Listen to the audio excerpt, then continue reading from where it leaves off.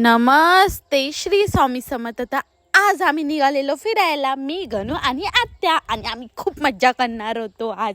आणि ताई पण येणार होती आमच्या सोबत, कृतिका पण येणार होती.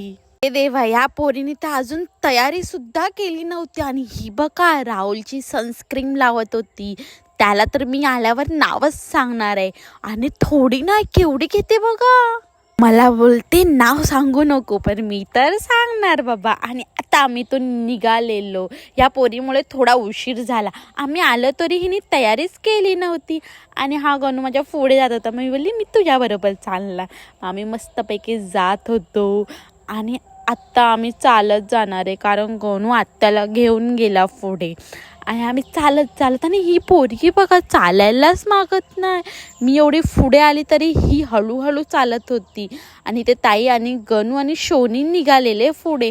आणि आम्ही येणार होतो बसने, कारण एवढी लोक कशी जाणार. आणि राहुल पण नव्हता, मग आम्ही बसनेच गेलो. ते बीचवर आहे ना एक मोठी शिप आहे आणि विमान पण आहे. आम्ही तेच बघायला आज आलेलो. तर मी तुम्हाला दाखवते बघा, किती छान दिसतंय ना. तिकडे गेल्यावर तर अजून मजा येणार आपल्याला. चला तर आपण जाऊया. आणि ही लोक तर बघा हळूहळू चालतात. आणि मी यांच्या पुढे पण आलेली लवकर चालून. आणि इकडे बघते तर काय, आमचा पोपट झाला. Today is holiday. अरे देवा, आमचा ना इकडे आल्यापासून मला वाटतं दुसऱ्यांदा पोपट झाला आहे.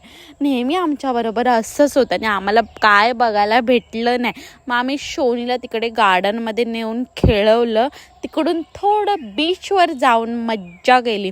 इकडचं बीच आहे ना खूप छान आहे, पण आता ना पावसामुळे ना वाटतं थोडी असं घाण झालं आहे. पण इकडे कचरा वगैरे कसा असतो माहिती आहे, झाडापाल्यांचा कचरा असेल, पण तुम्हाला इथे प्लॅस्टिकच्या पिशव्या, चिपच्या रॅपर वगैरे अशी घाण तुम्हाला इथे दिसणार नाही.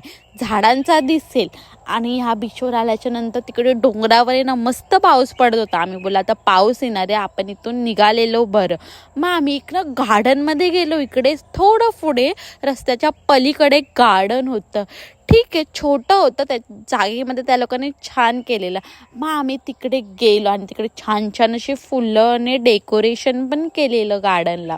आणि ही बघा शोनीकडे खेळायला लागले आणि गणू तिला ना खेळवत होता. आणि आम्ही इकडे मस्तपैकी छान असं बसलो. मी तर खूप बोर झालेली. मी बोलली आता ह्यांच्याबरोबर कधीच नाही येणार, हे सगळी लोक बोर आहे बाबा. मी आता ना आले तर माझ्या गणूसोबतच येणार. लोक सगळे मला बोर केले ह्या लोकांनी.